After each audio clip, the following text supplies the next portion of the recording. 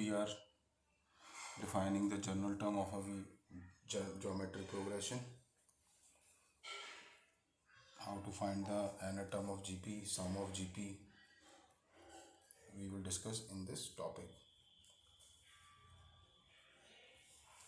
So general term, which is nth term of a geometric progression, is given by t n equal to a r to the power n minus 1. अगर if we want to find the want to find the general term of a GP, then we will use this formula a r to the power n minus 1, where a is the first term of a GP, r is the common ratio, n is the number of term.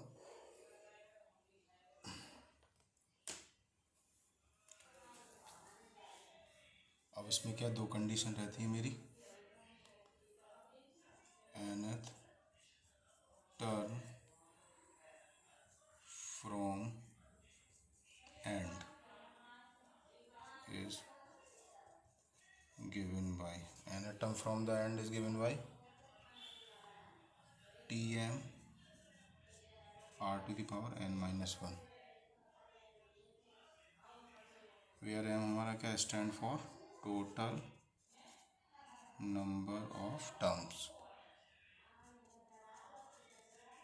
ठीक है. और इसमें एक दूसरी condition क्या चलती है हमारी, suppose a1, a2 up to a3 dash are in GP. ये हमारे पास एक सीरीज है GP में. Then how to find its common ratio? R will be AK divided by suffix में AK, A suffix K divided by AP की power 1 over K minus P. यहाँ तक clear है. अब ये तो हमने nth टर्म निकालने के लिए ये वाला फॉर्मूला यूज़ करें. अब सपोज हमको सम ऑफ द GP निकालना है, mean sum of GP. N term निकालने के तो ये वाला फॉर्मूला यूज़ करेंगे, sum of GP for n terms. कैसे निकालेंगे, तो सिंपली वही रहता है जैसे अर्थमेटिक प्रोग्रेशन में सम निकालते हैं, हम सिंपली हम ज्योमेट्रिक प्रोग्रेशन में ही सम निकालते हैं. तो एस एन इक्वल टू हमारा फॉर्मूला क्या होता, first term 1 minus r to the power n divide by 1 minus r, या जिसको मैं लिख सकता हूँ a minus a r to the power a का मल्टीप्लाई हो जाएगा और ये आर टी एन हो जाएगा, ये एन टर्म हो जाएगा मेरा, डिवाइड बाई 1 माइनस आर. यहाँ पर मेरे क्या जो आर की वैल्यू होगी वो लेस देन 1 रहेगी.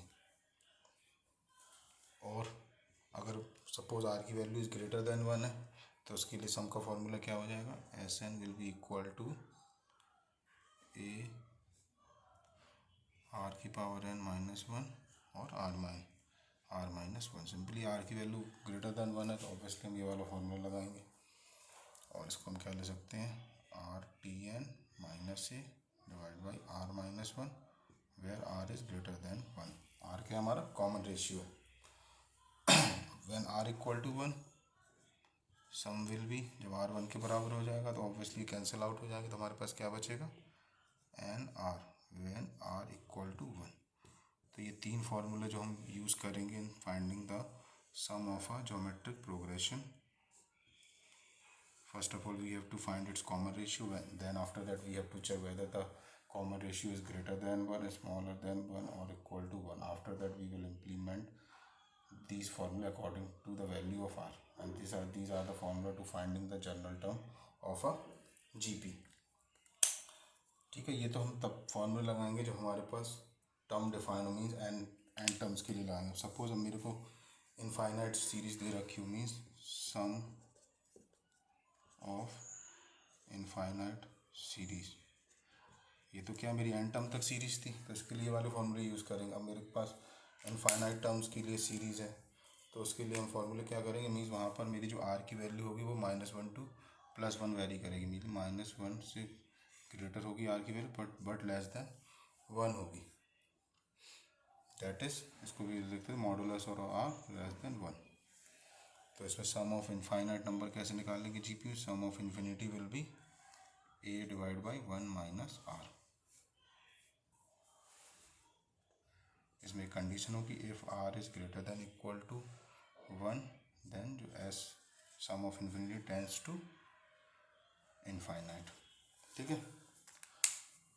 तो टोटल कितने फार्मूले हमको यूज़ करने हैं, 1 2 3 4 5 6 7 फार्मूले हमको रिमेंबर रखने हैं to find the sum of a GP and n term of a GP. If the series is infinite, then we have used this formula a over 1 minus r. In next video, we will be doing some solved example on this geometric progression for better understanding. Till then, bye.